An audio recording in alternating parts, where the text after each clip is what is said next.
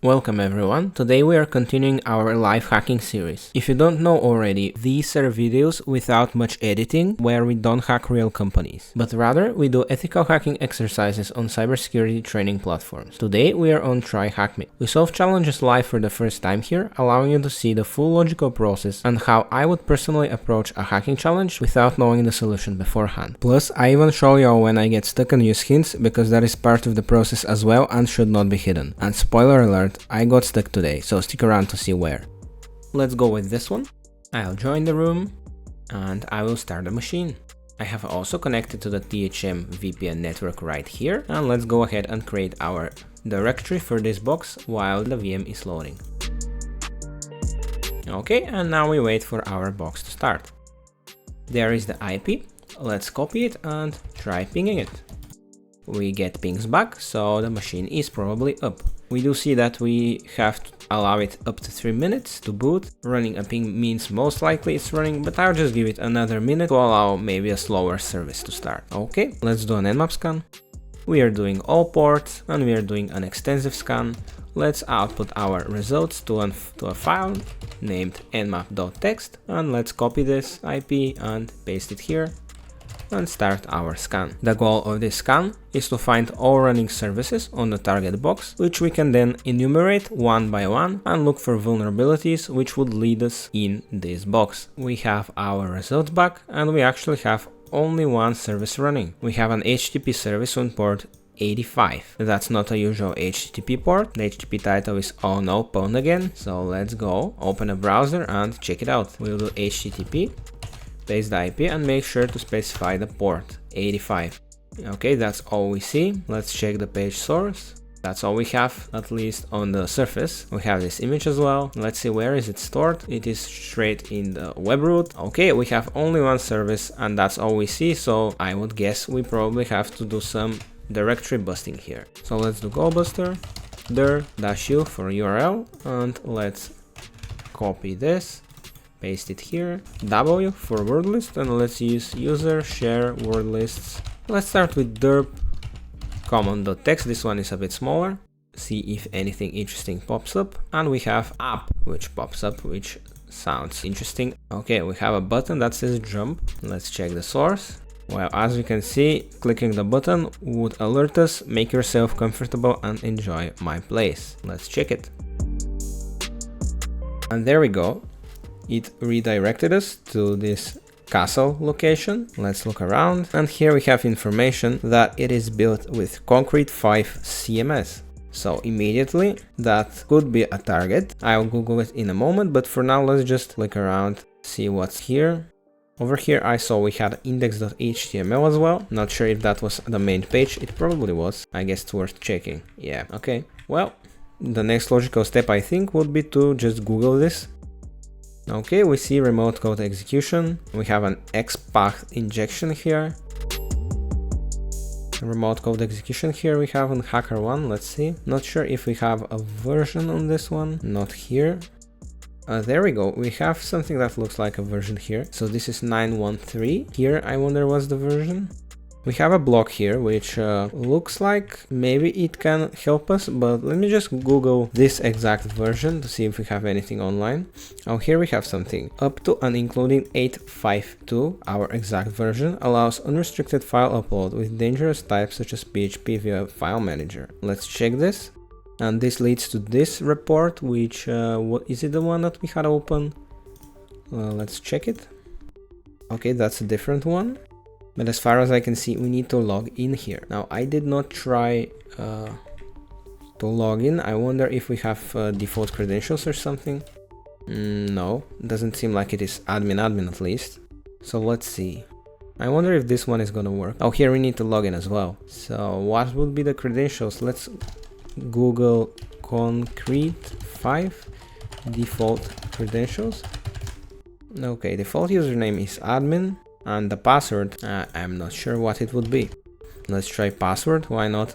Oh, okay, so the password was password. I had lost hope there, but that actually got us in. Now that we have access, I guess here we have a file manager. And as far as I saw, one of the reports had to do with an unrestricted file upload vulnerability. So I wonder if we can just straight up upload a PHP file. Let me search.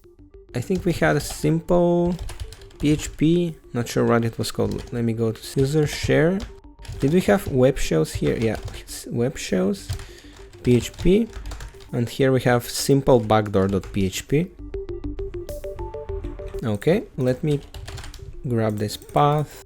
Let's cp this one, simple backdoor.php over here, and let's try uploading it just to see if it is gonna work. Okay, it says invalid file extension.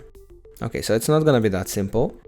Okay, so nmap.txt works. So let's check, how do they upload files? Let me zoom in for you. So we have login as admin user on any user which would have access to the allow file types feature. Visit allow files. Okay, so apparently we can allow the files somewhere. So it is in system settings, files, allow file types. Okay, so let's close. Yeah, nmap.txt, but that's not what I need. System settings, allow file types. Do we have PHP here? Oh, we can add more. Okay, I'll just add in PHP and hit save. Allowed file type saved. Sounds good. And now let's go back to files and upload files. Drop our simple backdoor. I think that looks like it's gonna work. So close. Okay, that looks good. So we have a URL here. Let's copy it and paste it here. And let's do cmd equals, cmd equals id. And we have remote code execution. Great. Let's do which Python. Here we have Python. What about Python 3? We do as well. So let's go to refshells.com. Let me grab my IP, paste it here. Let's look for Python. Let's copy this one or this one, go over here, paste it. Let's do nc nvlp 901, start our listener, and let's hit enter. Okay, we have our shell right here. Now let's go to full TTY. Let's upgrade our shell to an interactive one. Let's copy this, Python 3, paste, and let's copy this. Not sure if you can see it. There we go. Ctrl Z and paste. Okay, and we are in some deep directory within the application. Let's go back. I see a config file here, or it's a directory. So we have database and app. We can read these. Anything in database? Okay, well, we immediately see something interesting here. Looks like a MySQL configuration. I wonder if we have MySQL running, and we do. That might be something we want to keep note of. Let me just copy this, and let's just nano threads.txt, paste this here, exit for now. Okay, now let's go to home just to see what do we have. We have Mario and Toad, no permissions here, and no permissions here. Okay, well, actually, I might want to just go back to these credentials, and we see Toad is the best as a password here. I wonder if we can just switch user to Toad with this password, and we actually can. Okay, and let's see, we have SSH, we have a .mysql history. What do we have here? Okay, it keeps hinting us at the MySQL service, so we might want to look at it in a moment. But one more thing I see is a file named smb.txt. Save them all, Mario. Okay, well, let's try to connect with to MySQL with user Toad, and password will be this one. Okay, let's do list databases. Did we just do databases here? Oh, it was show databases, sorry. Okay, let's use mKingdom, show tables. We have a users table, select all from users. Well, we have admin's hash here, but we already know the password of admin, which is password, so we can't do anything with this. So that looks like the application tables. So maybe there is nothing to find here. Yeah, nothing useful here as it seems. So let's exit, and we need to look for something else, I guess. Right now we are Toad. Do we have any sudo permissions? Let me paste this password. Oh, wait. We have these stars here when we input the password. As far as I remember, there was some vulnerability that exists for this. So I fell in the rabbit hole here, nothing came out at the end. Then I decided to run lean piece. Do we have it here? linpiece.sh. Let me just cp this here. Let's do python 3 http.server. Let's cd to home and wget http. Let me get my IP, paste here, and linpiece.sh. Okay, chmod it, and let's run it.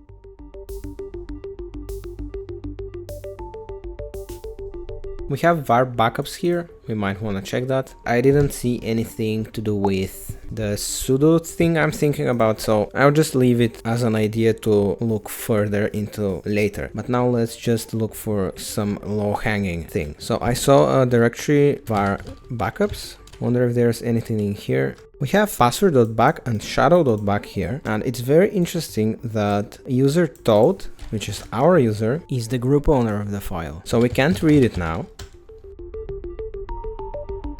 Let's see, anything else interesting in opt maybe? Nothing in opt. Just looking around and running through my checklist here. Let me run pspy to see if we have any interesting processes running which we didn't find earlier. So let me download it right here. And let me do wget. And let's chmod plus x. And let's run it. These are our shells. We have whoopsie here. I wonder what that is.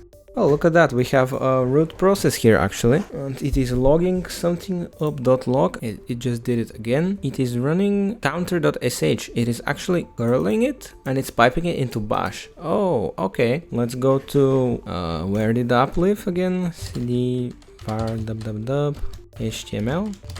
Over here in app, cd castle application, and here we have counter.sh, but we don't have write access to this file. We can read it, however.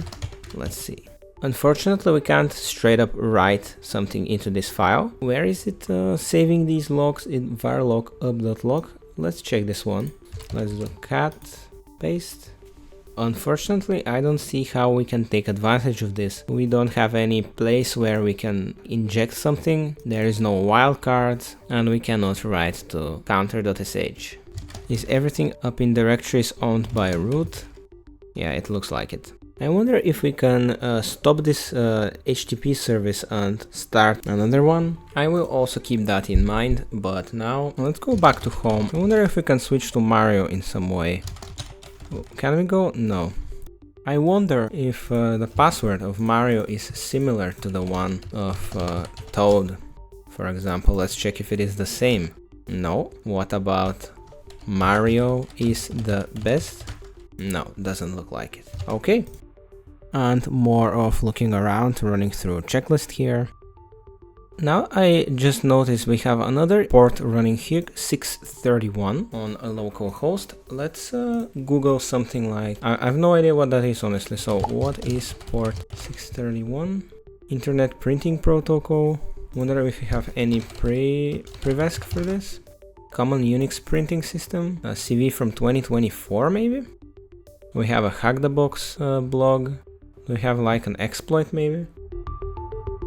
Let's do maybe site, GitHub. Cups vulnerability exploit. Here I went deep into this rabbit hole. Unfortunately, it did not end up working at the end. Also, my VM got shut down, so I had to re-exploit the initial access vector. As I was looking through the linpiece output again, I noticed this print working directory or whatever pwd is supposed to mean, but I noticed this base64 string. I honestly saw it earlier with my peripheral vision, but I just ignored it. I for some reason assumed that it was just part of the normal output, but if we cut this and decode it from base64, and here we have something that looks like a password. Let's try switching user to Mario. And now it works. If we cd ... and cd into Mario, here we have user.txt finally. Oh, but we can't even read it. Let's do sudo tacl. Okay, so we have full permission on ID. Let's go to gtfobins. Let's look for ID, and unfortunately we don't have anything which we can do with it. We can obviously do sudo ID, but we can just look at this and wish we were root. We are not yet. So let's list files here. What do we have? Do we have anything else interesting? Let's cd to desktop maybe. Now here I spent a bit of time looking through linpiece again from the perspective of Mario, and also decided to run pspy again to see if from Mario's perspective there is another process that we can maybe see which runs. And unfortunately I couldn't see anything new, it was the same things. And here I got stuck, I had to check a hint. The group of etc hosts has apparently been changed to Mario, and we actually have read-write permissions to it. This would usually not be the case here, it is usually owned by root. Like, let's check our own cat etc hosts, or rather lsla. Yeah, that's the usual normal permissions, it's read write read read and it's root root. But for some reason here it is changed, which doesn't make a lot of sense, but I guess we can use this to just create our own fake server and point this to another IP. Let's do vim etc hosts. We don't have vim. Let's do nano, but we have a problem with the terminal. Let's just cut it, copy this, let's mousepad hosts here, paste this here, and let's change this to our IP, which is gonna be this one. Okay, save, let's check it. Okay, we have our server running, so let's wget it. Let's do hosts. Okay, there it is. And now let's move hosts to etc hosts. How about we cp it? Okay, that worked. Let's cut etc hosts. And now we have this pointing to our IP.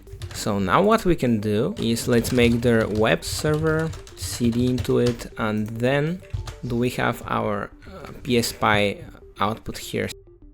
There it is, so it needs to be port 85 and we need app castle application counter.sh. So let me copy this and let's just let me paste it here. Let's make their app, cd into it, make their castle, cd into it, make their application, cd into it, and let's mousepad counter.sh.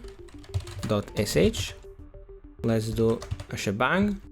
Let's just do a curl, so I need my IP, copy, curl, this, save, close this. So now if we go back a few directories and we go into web server, and if we do Python 3 and host it on port 85, now if I go to this address on port 85 and we do the full path here, which is required, it just pulled it, by the way. We need a Python 3 mHTTP server, we need a server on 80 as well to check whether we get the curl. And if I copy this and paste it here, as you can see, the web server is hosting this file here. As you can see, we got a request a second ago, and soon if we get another one and we hit a request here as well, this means we have root execution on the box. And there you go, we hit a request here and we also got one here. So that means we are executing the curl with root privileges most likely. So let me now stop this for a moment. Let me mousepad app castle application counter.sh, and let's do something like chmod u+s bin bash. We are setting the suid permission on bin bash, so that's a way to get root on the box. And once that's done, let's run this server again and wait for a second. Okay, it just hit it. So now if we go back here and we do lsla on bin bash, we should have the suid bit set, which means we can execute it as root. So if we do bash-p and we do id, as you can see, our EUID is root now. And if we just do su now, oh, I guess we can't do that, but we just have root permissions now. So if we go to root and cat root.txt, oh, I guess we don't have permission. Well, we don't have SSH on this box either, so let's just set up a full shell. Okay, that hit and we got our shell. We are in /root even. We do cat root.txt.